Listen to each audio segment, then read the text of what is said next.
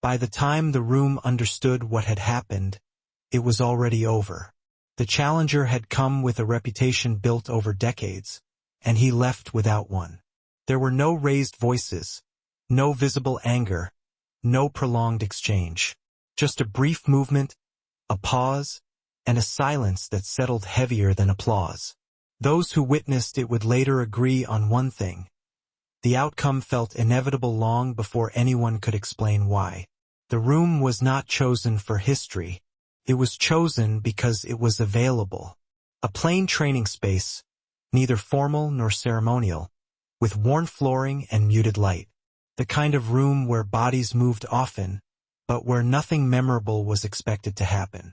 Those present arrived separately, some invited, some simply aware. No audience had been announced, yet everyone understood they were not there by accident. This was not a public event, but it was not private either. In places like this, reputation traveled faster than words. Names carried weight. Lineages did not need explanation. Several of the men standing along the walls had spent their lives inside similar rooms. They recognized the posture of people who had come to observe rather than participate. Jackets stayed on. Arms folded. Conversation remained low and unfinished. No rules were spoken aloud. They didn't need to be. Everyone knew what this kind of meeting implied. Not a demonstration. Not a friendly exchange. It was a question being asked without being phrased. A challenge presented through presence alone. These were the kinds of encounters that occurred when stories grew too large to remain untested. The challenger arrived first. He did not announce himself, but his arrival changed the room. He carried the assurance of someone used to being deferred to. Years of validation had settled into his movements. He stood upright, composed, already assuming recognition. For him, this was a necessary correction. A response to talk that had traveled too far, too freely. He believed the room would confirm what he already knew. When Bruce Lee entered, there was no shift in the air. At least not immediately. He came without ceremony, dressed simply, offering no visual argument. To those unfamiliar with him, there was nothing remarkable. He did not stretch. He did not warm up. He did not survey the room to measure witnesses. He acknowledged a few faces with nods so small they could be mistaken for coincidence. This absence of preparation unsettled some of those watching. In spaces governed by tradition, readiness was often theatrical. Ritual served as reassurance to the practitioner and to the audience. Bruce offered none of that. He leaned lightly against the wall, hands relaxed, breathing unremarkable. If there was tension in him, it did not present itself. The contrast was noticed.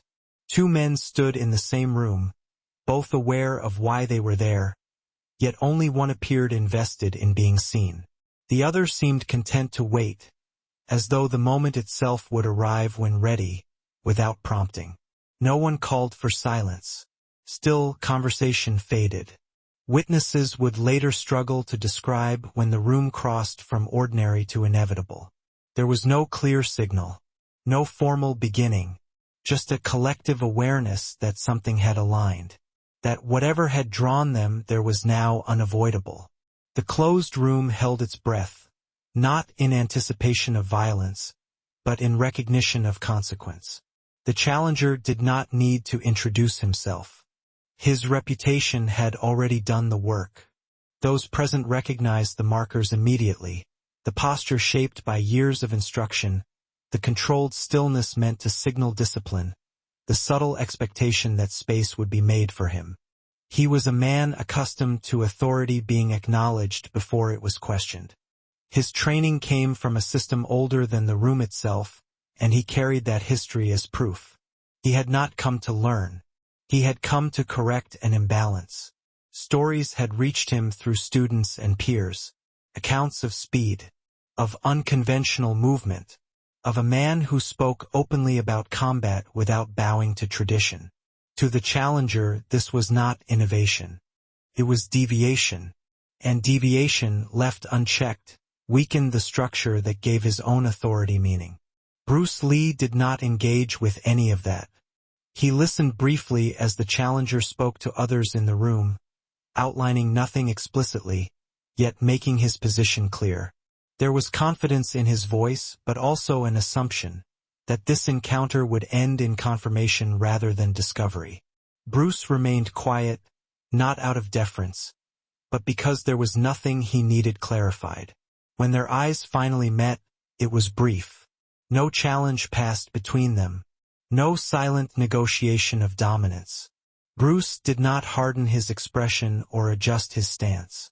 He did not respond in kind. The absence of reaction unsettled the challenger more than resistance would have. It removed the familiar structure of confrontation. The challenger adjusted his footing. It was subtle but noticeable to those who knew what to look for. A grounding ritual. A reminder to the body of its training. His system emphasized rootedness, form, and visible control. Years of repetition had refined his technique into something reliable, predictable, and deeply invested in being correct. Bruce stepped forward only when it was necessary. There was no flourish in his movement, no attempt to signal readiness. He did not mirror the challenger's stance or adopt a recognizable posture. His hands rested where they fell naturally. His weight shifted almost imperceptibly, as though he were aligning himself not with an opponent, but with the space between them. This difference registered immediately. The room sensed that two philosophies had arrived without ever being spoken. One built on preservation, on maintaining structure through repetition. The other on reduction, removing what was unnecessary until only function remained. Still, nothing had begun. The challenger waited for acknowledgement. For a bow. For an exchange that would place them on familiar ground.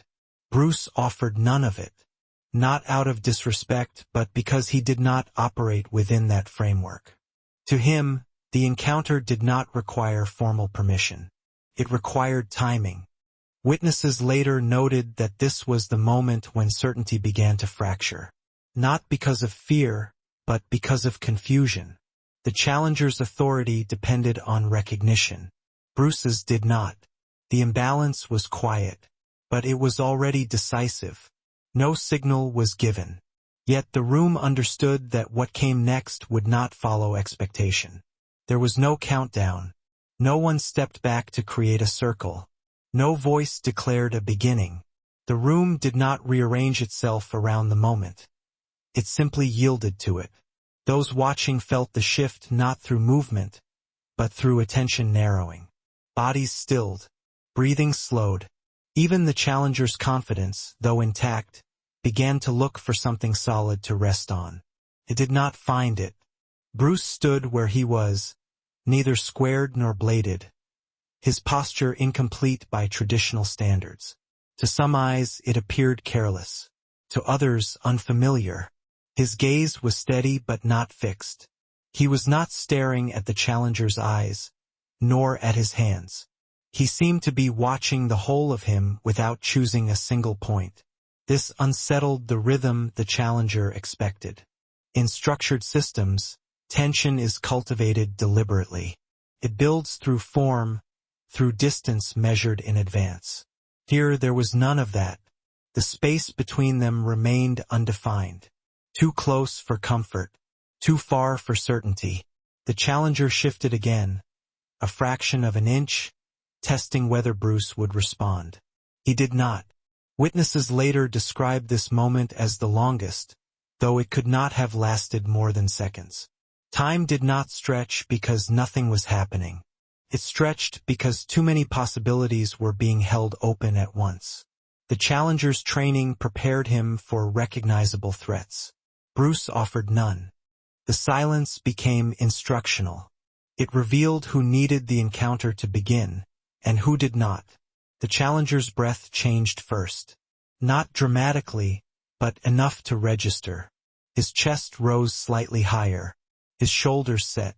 It was the body preparing to impose order, to initiate, to assert the structure that had always served him before. Bruce noticed. Those who knew him well would later say this was when the decision had already been made. Not consciously, not emotionally. Simply as a matter of alignment. The challenger's intention had become readable. His commitment to action, once formed, narrowed his options. Bruce's options remained open. No one could later agree on what expression, if any, crossed Bruce's face. Some said there was none. Others recalled a brief softening, as if something had resolved internally. Whatever it was, it did not register as anticipation. The challenger moved. It was not reckless. It was not rushed. It was a disciplined entry practiced thousands of times. A movement designed to establish control quickly and visibly, to demonstrate superiority without excess. It never reached its full shape. What followed was difficult to narrate because it did not unfold in stages. There was no exchange of techniques, no back and forth to catalog.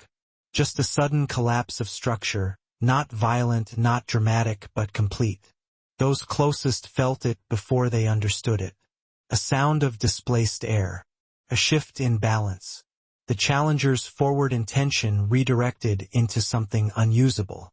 His training, built to respond to resistance, found none in the expected place. And then it was already ending. The room did not react. It absorbed, because even before separation occurred, those watching knew they were witnessing the conclusion, not the process. The tension that had filled the space did not explode. It evaporated. What followed would last only seconds. But the understanding had already arrived. The silence deepened, and no one asked for clarification. The movement was brief enough that witnesses later disagreed on its exact shape. Some remembered a forward step that never settled. Others recalled Bruce closing distance without appearing to move at all. A few insisted there was a strike. Others said there was only contact. Purposeful, precise, and immediately decisive. What united their accounts was not the technique, but the result. The challenger lost alignment. Not balance in the ordinary sense, but something deeper. His structure failed to support his intent. The confidence that had organized his body fractured under a pressure he did not recognize as force. Whatever he had prepared to do arrived too late, directed at a space that no longer mattered. Bruce did not pursue. There was no follow-through meant to impress. No escalation. The moment the challenger's capacity to continue dissolved, Bruce disengaged. He stepped back just enough to allow the outcome to stand on its own. The separation was clean, almost courteous. It was over before the room could react. The challenger did not fall dramatically. He did not cry out. He simply stopped, the way a sentence ends when the point has already been made. His body registered the conclusion before his expression did. For a brief moment, he stood as though waiting for the next instruction, a habit formed by years of structured exchanges. None came. Bruce remained still, his breathing unchanged, his posture unremarkable. If there was any sign of exertion, it was invisible. He had not raised his voice. He had not announced victory. He had not claimed anything. The clock, had anyone been watching it, would have registered less than 15 seconds from initiation to resolution. No one spoke. The room held the outcome carefully, as though any sound might fracture it. This was not shock in the cinematic sense. There were no gasps, no sudden movements. It was a quieter disturbance, the kind that reorganizes understanding rather than emotion. The challenger looked at Bruce, then away. In that moment, witnesses observed something they would struggle to describe later. Not anger, not humiliation, something closer to recalibration. The recognition that what had just occurred did not fit within the explanations he had brought with him. Bruce did not capitalize on this. He did not offer instruction or commentary. He did not step forward to clarify what had happened. The demonstration, if it could be called that, was complete precisely because it required no explanation. The challenger adjusted his stance again, but this time without purpose. The readiness that had once lived there was gone. He did not ask to continue. He did not suggest a misunderstanding or request a reset. He accepted the silence.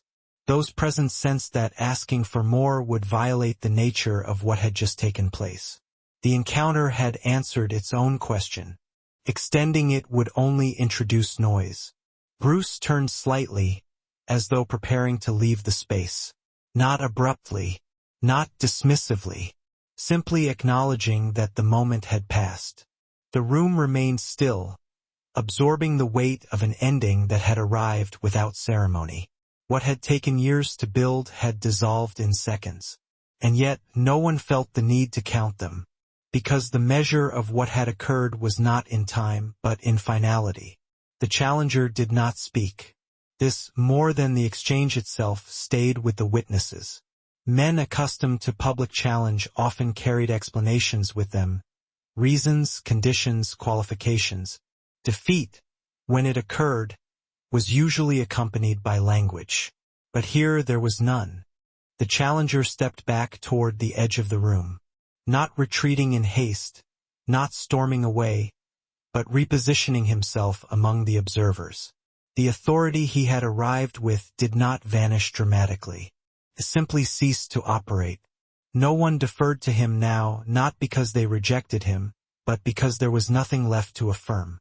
His system offered him no immediate response. The forms he had practiced for decades did not account for what had just happened. They were designed for exchanges that declared themselves clearly, attack met with defense, structure opposed by structure. What he encountered instead had bypassed those assumptions entirely. And so he stood quietly, absorbing a loss that had not injured him, but had displaced something foundational. Bruce did not watch him. This absence of attention mattered. There was no dominance asserted through gaze, no reinforcement of hierarchy. Bruce spoke briefly to someone near the wall, his tone even practical. The conversation did not reference what had just occurred. It did not need to. The room understood. The collapse, if it could be called that, was internal. The challenger's body had recovered quickly, but his certainty had not. He remained present, but no longer central. The role he had entered the room expecting to occupy had dissolved without confrontation. Witnesses later said this was when the lesson began to spread. Not through instruction, but through observation. Those watching realized that what they had seen was not a victory performance. It was a removal, an absence where something had once stood. The challenger's authority had depended on shared belief. Once that belief faltered, there was nothing left to defend. Bruce gathered his things without urgency. There was no exit speech, no closing statement. He did not seek acknowledgement from the room, nor did he avoid it. He moved as someone who had completed a necessary task and saw no reason to extend it. As he left, no one followed immediately. The challenger remained where he was, eyes lowered, not in submission, but in consideration. His silence carried weight precisely because it did not ask to be filled. Those who knew him understood that this encounter would not be dismissed later with rationalizations. He would carry it with him. The room slowly resumed its ordinary shape. Jackets shifted. People adjusted their stance. A few words were exchanged cautiously. But something had changed. Not in atmosphere but in reference. What had occurred would not be debated loudly. It would not be advertised. It would be repeated quietly, among those who knew how to listen. And in that quiet, the collapse completed itself, not as an ending, but as an opening. The final chapter would not take place in that room. The story did not spread quickly. There were no public statements, no photographs, no official record to preserve the moment. Those who had been present spoke of it rarely, and never in detail. When they did, they spoke cautiously, as though aware that precision would diminish rather than clarify what they had seen. Years passed.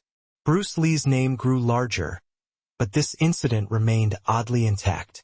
It did not inflate with retelling. It did not gather dramatic embellishments. If anything, it became smaller, more compressed, reduced to a few consistent facts. A respected challenger. A brief exchange. A decisive outcome. No argument afterward. The challenger continued teaching.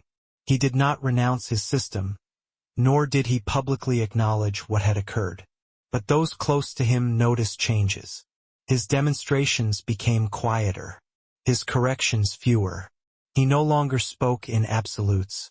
When students asked about effectiveness, he answered with questions rather than assertions. The encounter had not weakened him. It had recalibrated him. As for Bruce, he never referenced the moment publicly. Not in interviews. Not in writings.